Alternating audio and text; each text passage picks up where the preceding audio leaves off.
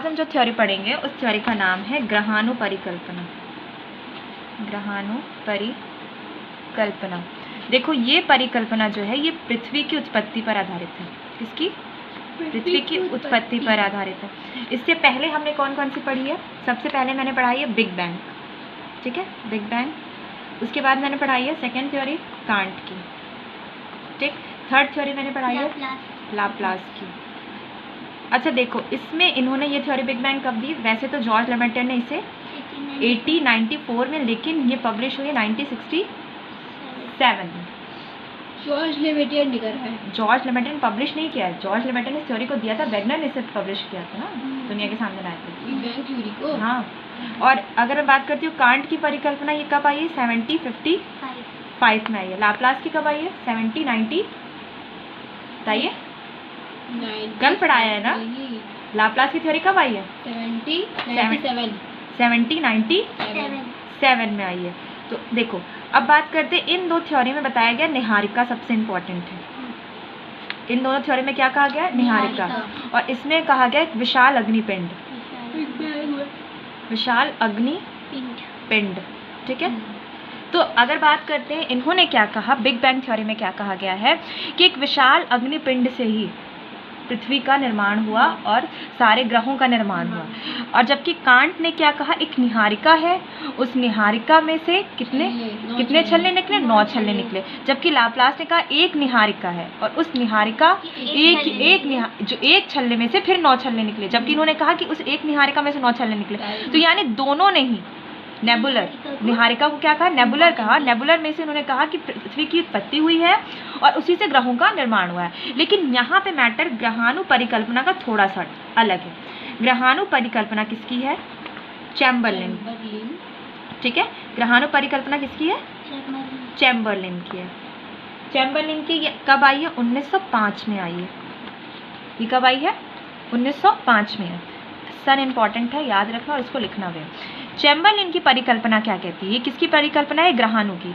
तो यहाँ निहारिका कुछ नहीं है, विशाल अग्निपिंड से कोई मैटर नहीं है यहाँ पे। ना तो उन्होंने विशाल अग्निपिंड, पहले इससे भी पहले आई है। हाँ, ये तो बिग बैंग सबसे लेटेस्ट और लास्ट मानी जाती है। वैसे तो ये दी गई थी पहले, इससे पहले दी गई है, लेकिन ये मार्केट में पब्लिश काफ़ी लेट हुई, तो इसका मतलब लोगों तक पहुंचने में उसको काफ़ी टाइम लग गया। लेकिन अगर मैं बात करती हूँ चैम्बरलिन की जो परिकल्पना है, चैम्बरलिन इसके जो राइटर है, उन्होंने जो दिया ग्रहाणु परिकल्पना, ये 1905 में थी। तो ग्रहाणु परिकल्पना किसकी है? चैम्बरलिन की है, ठीक। अब बात मैं करती हूँ व्यावय राशि परिकल्पना किसकी है? कांट की है। अगर मैं कहूँ निहारिका परिकल्पना किसकी है? लाप्लास की है। मैं कहूँ बिग बैंग थ्योरी किसकी है? तो जॉर्ज लेमेटर की है। समझ में आया? तो ग्रहाणु परिकल्पना जो चैम्बरलिन की, ये कब आई है? 1905 में आई है। अब देखो यहाँ पे चैम्बरलिन क्या कहते हैं। चैम्बरलिन ने कहा कि ना कोई निहारिका है, ना कोई आद्य पदार्थ है। चैम्बरलिन ने इसको पूरा सिरे से क्या कर दिया? खारिज कर दिया कि ना कोई निहारिका है, ना कोई आद्य पदार्थ है, ब्रह्मांड में ऐसा कुछ भी नहीं है, ठीक। ये कौन कह रहे हैं? चैम्बरलिन ने कहा कि ना कोई निहारिका है और ना कोई आद्य पदार्थ है। अब यहाँ पे मैटर क्या होता है कि उन्होंने कहा कि सिर्फ और सिर्फ 2 तारे हैं। कितने तारे हैं? 2 तारे हैं, ठीक। कितने तारे हैं? 2। चैम्बरलिन कह रहे हैं कि ब्रह्मांड में सिर्फ 2 तारे हैं। कितने तारे हैं? 2 तारे। एक को उन्होंने सूर्य कहा, एक को उन्होंने क्या कहा? सूर्य।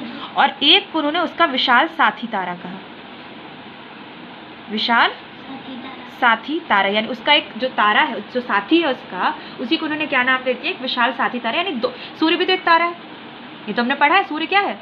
एक तारा है, ठीक है। तो सूर्य और एक विशाल तारा, यानी 2 तारे हैं। इनकी पूरी कल्पना किस पर आधारित है? 2 तारों पे। चैम्बरलिन की जो परिकल्पना है कितने तारों पे आधारित है? 2 तारों पे आधारित है। उन्होंने कहा एक सूर्य है और एक उसका विशाल तारा। अब देखो यहाँ पे उन्होंने क्या कहा, ये दोनों बहुत दूर हैं, दोनों तारे एक दूसरे से, दोनों तारे बहुत दूर हैं, बहुत दूर हैं, दोनों तारे एक दूसरे से बहुत दूर हैं। उन्होंने एक चीज और कही कि सूर्य स्टार्टिंग में तप्त नहीं है, गरम नहीं है, ठंडा है, शीतल है। क्या है? शीतल है। उन्होंने क्या कहा? तप्त नहीं है, स्टार्टिंग में क्या है? शीतल है। और जो ये सूर्य है, ये कई सारे कण उसमें बिखरे हुए हैं, सूर्य के अंदर। सूर्य के अंदर कई सारे, जो मतलब एक कोई ठोस रूप में नहीं है, इसमें सारे कण क्या है, शीतल होने की वजह से छोटे छोटे कण उसमें बिखरे हुए हैं। अब यहाँ पे वो क्या कहते हैं कि इसमें, इसी को उन्होंने ग्रहाणु आगे कहा है, इन्हीं कणों को, कई कण उसमें बिखरे हुए हैं अंदर ही रूप में, आंतरिक रूप में क्या है, कण उसमें बिखरे हुए हैं। अब उन्होंने कहा कि ना तो इसमें गैस है ना ये तप्त है, गैस भी नहीं है, गैस नहीं तप है, भी नहीं है, गैस कोई गैस नहीं है, और ना ये तप्त है, ये शीतल है। ये क्या है, कौन, सूर्य। सूर्य शीतल है। पदार्थ। सूर्य के अब जो भाई पदार्थ ही तो बना है ना। हाँ, जैसे कि किसी पानी मछली टाइप का। सबसे इम्पोर्टेंट चीज़ है कि अगर मैं बात करूँ, कोई भी चीज़ अगर किसी चीज़ से बनती है तो वो मटेरियल इम्पोर्टेंट होता है। सूर्य तो हमें दिख रहा है ना, लेकिन सूर्य जिन कणों से बना है वो कण क्या है, बिल्कुल शीतल है, कोई गैस नहीं है, कोई आग नहीं है, बिल्कुल तप्त हैं। बिल्कुल कैसे हैं वो, तप्त हैं। अब वहाँ पे कह रहे हैं कि कण अंदर बिखरे हुए हैं, यानी उसमें कुछ एक, जिसे कह सकते हो आकर्षण, सम्मोहन, ऐसा कंडीशन नहीं है। फिर वो कहते हैं कि ये दोनों तारे गति कर रहे हैं, ये दोनों तारे क्या है, गति कर रहे हैं। कौन, सूर्य और उनका साथी तारा। साथी तारा क्या कर रहा है, गति कर रहा है। और मतलब दोनों एक दूसरे की चक्कर लगा रहे हैं। नहीं, चक्कर नहीं लगा, दूर है, गति कर रहा है। गति। पास आ रहे हैं। अब ये दोनों एक दूसरे के पास आ रहे हैं। अगर मैं बात करूं, सूर्य और उसका साथी तारा एक दूसरे के क्या आ रहे हैं, पास। एक दूसरे के पास आ रहे हैं, गति करते करते एक दूसरे के पास आ रहे हैं। कौन, सूर्य और साथी तारा। अब इसमें ज्वारी शक्ति बहुत ज्यादा है।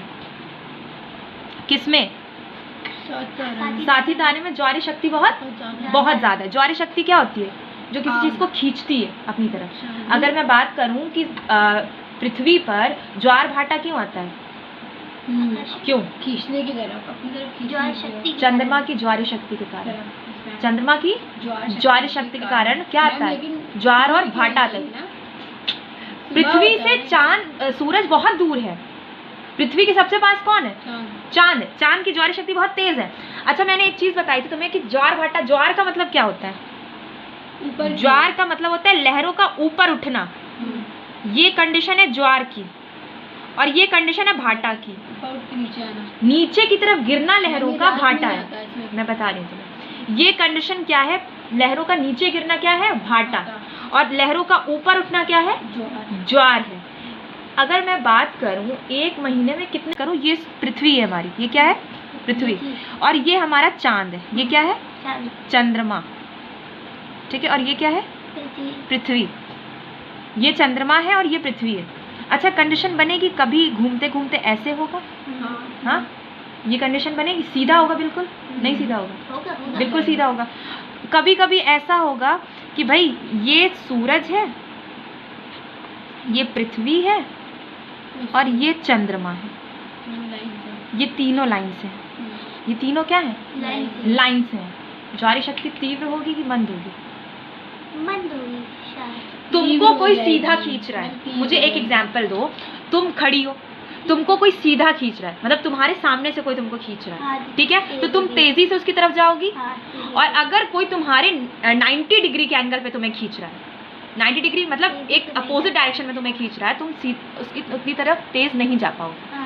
अगर कोई तुम्हें सीधा खींचने की कोशिश कर रहा है तो तुम उसकी तरफ तेजी से जाओगी, और अगर कोई तुम्हें एंगल बदल के खींचने की कोशिश कर रहा है तो तुम उतनी तरफ उसकी तेजी से नहीं जाओगी। तो मैंने कहा सूर्य, पृथ्वी, चंद्रमा जब तीनों एक फॉर्म में होते हैं, तीनों एक फॉर्म में होते हैं, एक लाइन में होते हैं, तो ज्वार बहुत तेजी से आता है, ज्वार बहुत तेजी से आता है। मैं उसको भी बता रही हूँ, एक सेकंड, अभी मैं ग्रहाणु परिकल्पना इसी को बीच में स्टेबल कर 2 मिनट रोक के इसको समझा देती हूँ। अब मैं कह रही हूँ चंद्रमा यहाँ पर है, 90 डिग्री का एंगल बन गया इन तीनों के बीच में। कितने डिग्री का एंगल बना, 90 डिग्री का एंगल बना, नहीं बना, बन गया। तो इस टाइम पे स्पीड कम होगी, ज्वार आएंगे लेकिन उतनी स्पीड के नहीं आएंगे, उतनी हाइट उनकी नहीं होगी। लेकिन अगर मैं बात करूं कि ये एक सीध में हो गए तो ज्वार दीर्घ वाले आएंगे, ज्यादा आएंगे। 180 डिग्री अगर कंडीशन है तो ज्वार तेजी से आएंगे, और अगर 90 डिग्री की कंडीशन है तो ज्वार उतनी तेजी से नहीं आएंगे। समझ में आ रहा है? तो अगर मैं बात करती हूँ कि चंद्रमा अगर पृथ्वी के बिल्कुल सीध में है तो ज्वार दीर्घ है, और चंद्रमा अगर 90 डिग्री सूर्य और चंद्रमा पृथ्वी की कंडीशन बननी है तो ज्वार दीर्घ। चंद्रमा अगर ऊपर होगा तो यहाँ पे क्या क्या है मैं रखो गिरा जी कुछ गिरा। मैम ये बताइए, पृथ्वी किधर से सीधी है तो ये बिल्कुल सीधे होंगे। तो जब ये तीनों सीधे होंगे तो ज्वारी शक्ति बहुत प्रबल होगी, बहुत तेज होगी। तो ज्वार बहुत ऊंचे, ज्वार मतलब लहरों का ऊपर उठना, ये क्या है? ज्वार। लहरों का नीचे गिरना क्या है? भाटा। भाटा कहलाता है। समझ में आया? तो ये कंडीशन होती है। अक्सर रेडियो पे आता है कि जो मछुआरे हैं, मौसम खराब है, ज्वार आने वाला है, समुद्रों से दूर रहें, क्योंकि इस कंडीशन में फंसने पे मौत हो जाती है। ठीक, तो अगर मैं बात करूं यही चंद्रमा यहाँ आ जाए, यही चंद्रमा ऊपर, अब आएगा ही। अगर ये घूम रहे हैं तो ये यहाँ पे आना नॉर्मल है, ठीक है? तो ये यहाँ पे आएगा। या मैं बात करूं पृथ्वी यहाँ पे आ जाए, चंद्रमा यहाँ पे आ जाए, ये भी पॉसिबल है। क्यों पॉसिबल है? सूर्य का चक्कर लगा रही है, क्योंकि पृथ्वी सूर्य का चक्कर लगा रही है, तो पृथ्वी यहाँ पे आ सकती है, और चंद्रमा पृथ्वी का चक्कर लगा रहा है, तो चंद्रमा यहाँ पे भी आ सकता है, आ सकता है। तो भी ज्वार क्या आएंगे? आएंगे लेकिन छोटे आएंगे, लघु आएंगे, दीर्घ नहीं आएंगे, दीर्घ लंबे। अब मैं बात करती हूँ, जैसे तुमने कहा कि मैम चंद्र ग्रहण या सूर्य ग्रहण कैसे होता है। एक्चुअल में जैसे हमारे यहाँ कहा जाता है, हमारा एक बहुत अंधविश्वास है, जैसे कह सकती हो कि चंद्र ग्रहण है या सूर्य ग्रहण है तो सूर्य पे मुसीबत आ गई या चांद पे मुसीबत आ गई। ऐसा कुछ नहीं होता, ऐसा कुछ भी नहीं होता। सूरज और चांद पे कोई मुसीबत कभी नहीं आती। एक्चुअल में क्या होता है, देखो मैं बता रही हूँ। सूर्य है और ये पृथ्वी है और ये चंद्रमा है, ठीक? तीनों अगर एक सीध में आ गए, तीनों अगर एक सीध में आ गए, इस चीज को समझो। ये पृथ्वी है, ठीक? तीनों अगर एक सीध में आ गए तो पृथ्वी की जो रोशनी है, लाइट है, सूर्य की रोशनी पूरी की पूरी सूर्य की जो रोशनी है वो कहाँ पड़ रही है? पृथ्वी पर पड़ रही है। लेकिन चांद पर रोशनी नहीं जा रही। चांद पर रोशनी क्यों नहीं जा रही? एक चीज याद रखो, सौर मंडल में सबको ऊर्जा देने का, ऊष्मा देने का काम कौन कर रहा है? सूर्य कर रहा है। सौर मंडल में, हमारे सोलर सिस्टम में सबको ऊष्मा देने का काम कौन कर रहा है? सूर्य कर रहा है। तो अगर ये तीनों एक सीध में आ गए, तीनों एक सीध में आ गए, सूर्य, पृथ्वी और चंद्रमा, और ये आना है क्योंकि पृथ्वी सूर्य का चक्कर लगा रही है और चंद्रमा पृथ्वी का चक्कर लगा रहा है, तो तीनों का एक लाइन में आना नॉर्मल है, ये ऐसा होगा। तो अगर ये ऐसा हुआ तो चंद्रमा और सूर्य के बीच में कौन आ गया? पृथ्वी आ गई। तो जब चंद्रमा और सूर्य के बीच में पृथ्वी आ गई तो चंद्रमा पर सूर्य की रोशनी नहीं पड़ेगी। वैसे तो पृथ्वी बीच में ही है ना, चक्कर लगा रही तो क्या आगे पीछे नहीं होती? तभी तो चंद्रमा हमें ऐसा दिखाई देता है, फिर ऐसा दिखाई देता है एक दिन। हाँ, क्योंकि बेवकूफों, चंद्रमा में पूरा हो गया। नहीं पागल, ये कंडीशन इसलिए होती है क्योंकि पृथ्वी की जो शैडो पड़ती है, रिफ्लेक्शन पड़ती है, वो हटती बढ़ती रहती है। चंद्रमा घूम रहा है तो वो शैडो इस वजह से बनती है। कोई चांद का साइज बढ़ता और घटता रहता नहीं है, पता है, वो शैडो हमें दिखता है ऐसा कि उतना हिस्सा छुप जाता है। मतलब चांद पूरा वैसे का वैसा गोल है। मैम चांद में रोशनी नहीं होती ना, चांद को रोशनी सूर्य दे रहा है। चांद को रोशनी कौन दे रहा है? सूर्य, सबको, सारे प्लेनेट को, पूरे सौर मंडल। अब मैं बात करती हूँ, जैसे मैंने कहा कि पृथ्वी बीच में आ गई, किसके? चंद्र के। चंद्रमा और सूर्य के बीच में कौन आ गई? पृथ्वी आ गई। तो भाई चांद पर रोशनी नहीं पड़ेगी, चांद पर रोशनी नहीं पड़ेगी, कोई सवाल ही नहीं पड़ेगी, क्योंकि बीच में कौन आ गया? अगर मैं कहूँ कि दो लोग हैं, ठीक है, दो लोग के बीच में मैं किसी तीसरे को अगर खड़ा कर देता हूँ, तो अगर कोई जो इधर वाला इंसान है जो लेफ्ट हैंड पे खड़ा है, उसने क्या लिया? टॉर्च लिया अपने हाथ, उसके बीच में कोई आ गया, और एक बंदा जो राइट हैंड पे खड़ा है। सीधी सी बात है। समझ में नहीं आ रहा कि अगर इस पे पड़ रही है रोशनी, हाँ, यहाँ पड़ रही है सूर्य की रोशनी, तो यहाँ क्यों नहीं आ रही है? अरे बीच में बॉल है ना, ये पृथ्वी है, तो क्या? इसकी रोशनी इस पे पड़ रही है, अगर मैं और फिर कहूँ, ये एक चीज इधर साइड हटाओ हटाओ, ये टॉर्च दो, अपने मोबाइल की टॉर्च दो। मैंने कहा कि ये लाइट है। अच्छा देखो, एक एग्जांपल मैं दे रही हूँ। ये सूर्य है मेरा, ये क्या है? सूर्य। चंद्र ग्रहण और सूर्य ग्रहण कैसे लगता है ये मैं बता रही हूँ तुम्हें। ये क्या है? सूर्य है। ये किसकी लाइट है? सूर्य की लाइट है। ये क्या है? पृथ्वी है। ये क्या है? पृथ्वी है। ये मान लेते हैं चांद है। देखो कोई बात नहीं, बॉल छोड़ो। ये चांद है, ये बीच में क्या है? पृथ्वी है, और ये क्या है? सूर्य। तीनों एक सीध में है कि नहीं? नहीं है? है। इसकी रोशनी पड़ रही है, सूर्य चांद को रोशनी देता है। इधर अंधेरा लग रहा है कि नहीं? इस तरफ क्या लग रहा है? लाइट नहीं है, अंधेरा लग रहा है। सारी रोशनी किधर पड़ रही है? इसके ऊपर पड़ रही है। चांद पे कोई रोशनी नहीं जा रही, तो हम क्या बोलते हैं? चंद्र ग्रहण लग गया। हम क्या बोलते हैं? चंद्र ग्रहण लग गया। चांद पे कोई ग्रहण नहीं लग रहा है, चांद तक सूरज की रोशनी पहुंच नहीं पा रही, क्योंकि बीच में कौन आ गई है? पृथ्वी आ गई। और ऐसा होना नॉर्मल है। तो ये अंधविश्वास की सूर्य मतलब चांद पे ग्रहण लग गया है तो ये छोड़ दो, वो छोड़ दो, खाना छोड़ दो, पीना छोड़ दो, ये सब बेवकूफ़ी है। ऐसा कुछ नहीं होता। ये सिर्फ दकियानुसी सोच है हमारी, क्योंकि साइंस उस टाइम इतना काम नहीं कर पा रही थी। और आज हमें ये चीज़ें पता है कि ऐसा बिल्कुल भी नहीं है, कोई मुसीबत किसी पे नहीं आ रही। ये फैक्ट है और ये होना है। अब मैं बता रही हूँ, सूर्य की भी मैं कंडीशन बता रही हूँ। रुक जाओ, सब्र रखो। पहले मैंने कहा बीच में क्या आ गई? पृथ्वी आ गई। इधर क्या है? सूर्य है। इधर क्या है? चंद्रमा है। तो सूर्य की सारी रोशनी किस पे पड़ रही है? पृथ्वी पे पड़ रही है। चांद पे रोशनी जा ही नहीं रही, तो हम क्या कहेंगे? चंद्र ग्रहण लग गया। क्या बोलेंगे? चंद्र ग्रहण लग गया। तो ऐसा इसलिए होता है क्योंकि सूरज और चंद्रमा के बीच में कौन आ गई है? पृथ्वी आ गई है। और ऐसा होना नॉर्मल है, क्योंकि सूर्य का चक्कर पृथ्वी लगा रही है और पृथ्वी का चक्कर चंद्रमा लगा रहा है। तो ये तीनों एक लाइन में आएंगे ही आएंगे। तो पृथ्वी का बीच में आना नॉर्मल है, पॉसिबल है। ऐसा कुछ नहीं है कि बहुत बड़ा तूफान आ रहा है, ये नहीं है। ये ऐसी प्रक्रिया है जो चलती रहती है और चलती रहेगी। समझ में आ रहा है? तो ये कोई मुसीबत नहीं है। ये समझ में आ गया? अब मैं कह रही हूँ कि ये अगर इसका चक्कर लगा रहा है, ये पृथ्वी है, पृथ्वी सूर्य का चक्कर लगा रही है, और चांद पृथ्वी का चक्कर लगा रहा है। चांद किसका चक्कर लगा रहा है? पृथ्वी का। तो कंडीशन ऐसी बनेगी कि चांद बीच में आ जाएगा। चांद क्या होगा?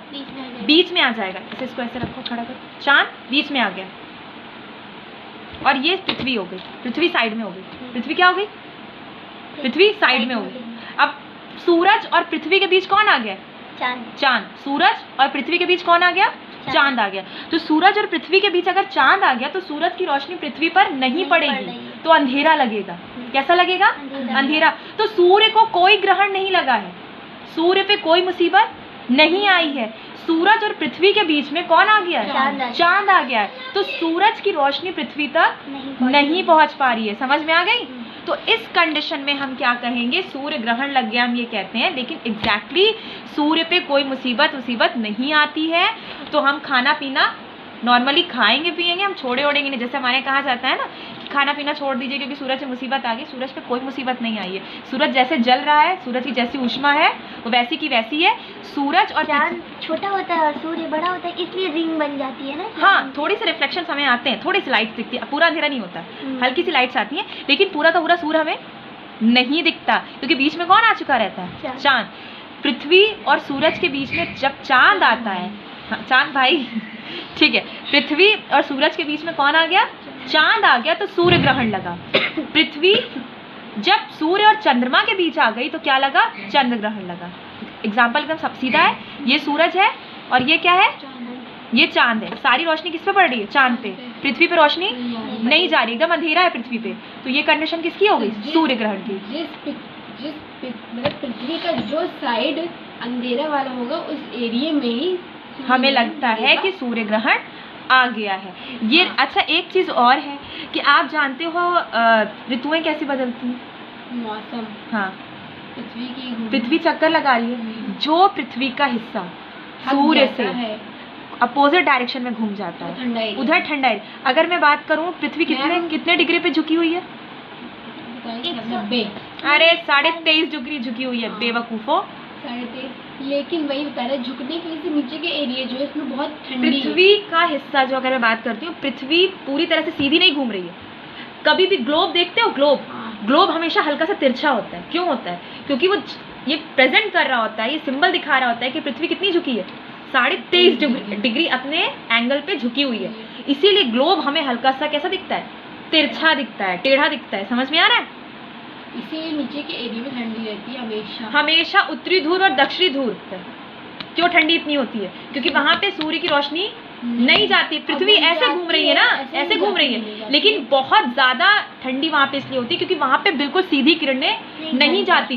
सीधी किरणें पृथ्वी की कहाँ पे? सूर्य की किरणें नहीं, भूमध्य रेखा पर, जो अफ्रीका की कंट्रीज है वो इतनी गर्म क्यों होती हैं? क्योंकि सूर्य की किरणें पृथ्वी पर बिल्कुल सीधी पड़ रही होती हैं। तो जहाँ पे बिल्कुल सीधी पड़ेंगी वहाँ हीट सबसे ज़्यादा होगी। इस कंडीशन में हम कहते हैं कि जो बीच का एरिया होता है वो बहुत गर्म होता है, और जैसे जैसे हम उत्तरी गोलार्ध और दक्षिणी गोलार्ध की तरफ बढ़ते हैं वो एरिया ठंडा होता जाता है। समझ में आ गया? 12 महीने ठंडी रहती है। अब मैं बात करती हूँ अपने चैम्बरलेन टॉपिक पे आ जाओ, ठीक है? अब यहाँ पे चैम्बरलेन को हम देखते हैं। यहाँ तक मैंने समझाया था, चलो इसके आगे यहाँ पे मैं बता रही हूँ। अभी मैंने क्या कहा, चैम्बरलेन ने क्या कहा था? 2 तारे हैं। 2 तारे हैं। और देखो चैम्बरलेन ने कहा कि स्टार्टिंग में कोई निहारिका व्यहारिका नहीं है और ना ही कोई आध पदार्थ है, ना निहारिका है ना आध पदार्थ है। चैम्बरलेन कह रहा है सिर्फ 2 तारे। कितने तारे हैं? सिर्फ 2 तारे। एक तारे का नाम है सूर्य और एक तारे का नाम है उसका साथी तारा, ठीक? अब साथी तारे में जो कंडीशन है उसमें ज्वारी शक्ति ज्यादा है, उसमें ज्वारी शक्ति ज्यादा है, और सूर्य में कोई ज्वारी शक्ति नहीं है, वो शीतल है, ठंडा है, ऐसे ही पड़ा हुआ है। देखो यहाँ पे ये द्रव क्या था उसके अंदर? द्रव नहीं, कण है उसमें। अब देखो यहाँ पे मुझे जवाब मिल रहा है।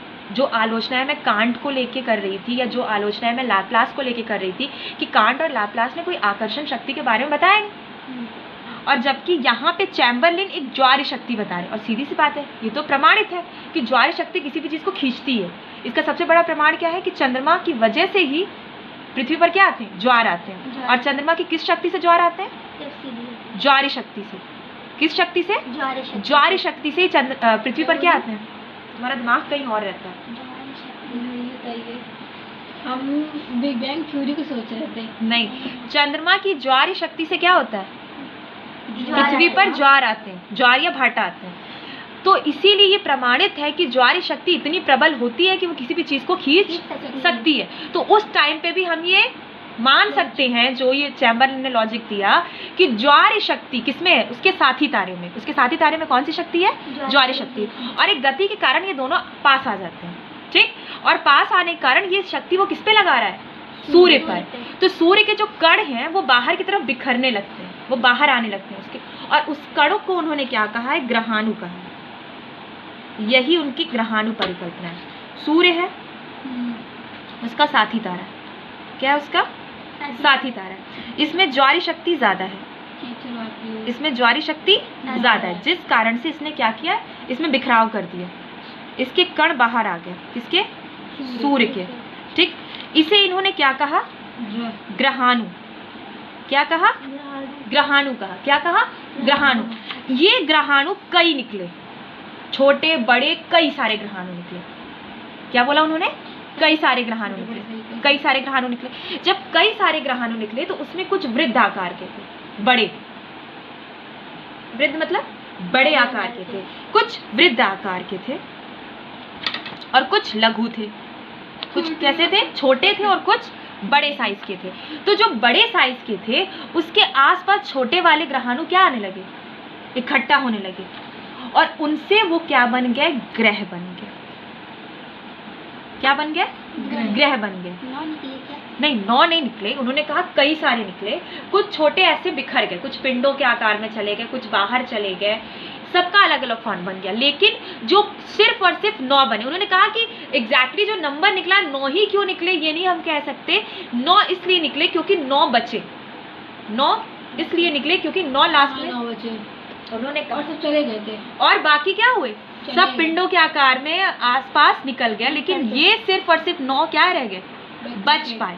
जैसे कहते हैं ना कि हमारे कई बच्चे थे, कुछ बच्चे अमेरिका शिफ्ट हो गए, कुछ लंदन शिफ्ट हो गए, लेकिन जो इंडिया में अभी पास में तो फिलहाल वही है, देखभाल कौन कर रहा है? वही कर रहे हैं। तो जो बच्चे निकले तो सब उसमें से, लेकिन बाकी क्या हो गए? दूर निकल गए। और ये ग्रह जो ग्रहाणु से निकले, ये ग्रह कैसे बने? ग्रहाणु से बने।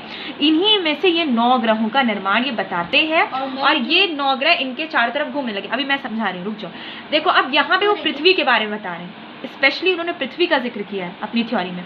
उन्होंने क्या कहा कि अब मैं बात करता हूँ प्लैनेट की, प्लैनेट में पृथ्वी की। तो उन्होंने कहा पृथ्वी का आकार बहुत छोटा था। पृथ्वी का आकार क्या था? बहुत छोटा था। इस पे और सारे छोटे ग्रहाणु आके इकट्ठा होते गए, जिसे कह सकते हो इसके आसपास घूमते गए, और उन्होंने एक शेप ले लिया। तो पृथ्वी का आकार जो शुरू में क्या था? छोटा था, वो धीरे धीरे बढ़ता चला गया, और प्रेजेंट टाइम में हमारे पृथ्वी के रूप में वो आ गया, और वो स्थिर हो गया, क्योंकि पृथ्वी पे जिसे हम कह सकते हैं सारी गैसों का निर्माण शुरू हो गया उन्हीं ग्रहाणुओं के कारण। उनमें जो शक्तियां थी वो एक्टिव होने लगी और ग्रहाणु से मिलके। जैसे तुम्हारे अंदर कोई स्किल है लेकिन उस स्किल को तुम यूज नहीं कर पाते, तुम्हारी कोई फ्रेंड मिली, चांद कैसे बना? वो उसके छोटे ग्रहाणु का हिस्सा है। हाँ सही कह रहे वो हो। जो उसके उपग्रह, जो उसका उपग्रह उसका चक्कर लगाता रहा। ठीक, तो इसी तरह से इन्होंने कहा, इसीलिए इनको कौन सी परिकल्पना इनकी कहा गई है? ग्रहाणु परिकल्पना। इसमें निहारिका कहीं कोई मैम, जिक्र जो नहीं, सूर्य में से इसमें कार्ड कहीं निकला है हम्म। तो वो भी गैलेक्सी बने। गैलेक्सी में तो है सब, आकाश गंगाओं में ही तो सब टहल रहे हैं। जो पदार्थ दूर से लगे वो क्या बन गए? पिंड बन गए, तारे बन गए, जो जो बाहर की तरफ निकल गए। अब उन्होंने जो कहा, बचे रह गए हाँ, उपग्रह। अब उन्होंने क्या कहा कि जो ये साथी तारे के अवशेष बचे, जो साथी तारा बचा और सूर्य का जो छोटा मोटा हिस्सा बचा, ये सब मिलके मेन सूर्य की कंडीशन में आ गए। ये मिलके मेन सूर्य, जो अभी प्रेजेंट टाइम में हमारा सूर्य, उस कंडीशन में आ गए। तो अब कहा जा सकता है कि सूर्य ही सबको क्या दे रहा है? ऊष्मा दे रहा है। ऊष्मा सबको कौन दे रहा है? ग्रह कैसे निकले? ग्रहों में से निकला है। कई सारे ग्रहाणु निकले। उन्होंने ये नहीं कहा कि 9 छल्ले निकले या 1 छल्ला निकला। इन्होंने कहा कि कोई कंडीशन नहीं थी। ज्वारी शक्ति इतनी प्रबल थी, इतनी तेज थी, और ये कोई एक दिन की स्थिति नहीं है, ये करोड़ों साल में हो रहा है। ये कैसे हो रहा है? करोड़ों साल में ये कंडीशन हो रही है। तो अगर इतने करोड़ों साल में कंडीशन बन रही है तो कंडीशन ये है कि ग्रहाणु कई निकलेंगे और निकलते जाएंगे। लेकिन एक टाइम के बाद जब वो साथी तारा खत्म हो जाएगा, अवशेष उसके खत्म हो जाएंगे, तब ग्रहाणु निकलना बंद हो जाएंगे। लेकिन ये आलोचना हम ये नहीं कह सकते कि भाई लाप्लास ने तो कहा था छल्ले निकल रहे हैं, तो हमने लाप्लास को क्या कहा कि अभी तक छल्ले और क्यों नहीं निकले। लेकिन यहाँ पे इन्होंने सीधे से अपनी इस थ्योरी को यहाँ पे बंद कर दिया कि जब वो साथी तारे के अवशेष खत्म हो जाएंगे तो ग्रहाणु निकलना भी बंद हो जाएंगे। तो ये कंडीशन अभी प्रेजेंट टाइम में जो है वो वैसी की वैसी ही रहेगी। समझ में आ गया?